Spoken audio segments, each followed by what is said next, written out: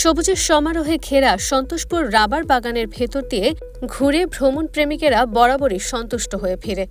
আঁকাবাঁকা গ্রামীণ মেঠোপথ পেরোলে চোখে পড়বে নয়নাভিরাম পাহাড়ি বনাঞ্চল সন্তোষপুর। গ্রামটি ঘিরে রয়েছে বন শিল্প উন্নয়ন কর্পোরেশনের নিপুণ হাতে তৈরি রাবার বাগান।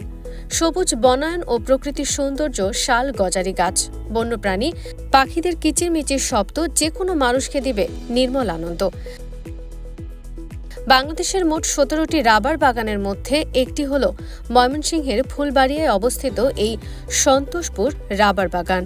ফুলবাড়িয়া উপজেলার কেশরগঞ্জ বাজার থেকে প্রায় 8 কিলোমিটার পশ্চিমে প্রায় 106 একর জমি নিয়ে এর বিস্তার। রাবার গাছ থেকে শ্রমিকদের কষ আহরণের দৃশ্য এবং রাবার কষ থেকে রাবার উৎপাদন ও প্রক্রিয়াজাতকরণ পর্যটকদের আকৃষ্ট করে।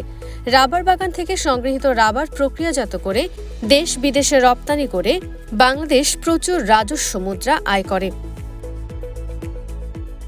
বাগানের ভেতরেই আছে প্রায় 5 শতাধিক বিরল প্রজাতির বানর, যা দেখতে প্রতিদিন অনেক দর্শনার্থী ভিড় করে। এই বানরগুলোই সন্তোষপুর রাবার বাগানের বিশেষ আকর্ষণ। বানরগুলো দর্শনার্থীদের মাথায় ও কাঁধে উঠে খাবার নেয়। ছোট শিশুরা বন্যপ্রাণীর সঙ্গে দুষ্টুমি করলেও কামড় বা আঁচড় দেয় না। তাদের আচরণ দর্শনার্থীদের জন্য খুবই উপভোগ্য। সেই জন্য বানরগুলোকে দর্শনার্থীরা নাম দিয়েছেন সামাজিক বানর। বন বিভাগ থেকে এদের তদারকির ব্যবস্থা করা হয়ে থাকে।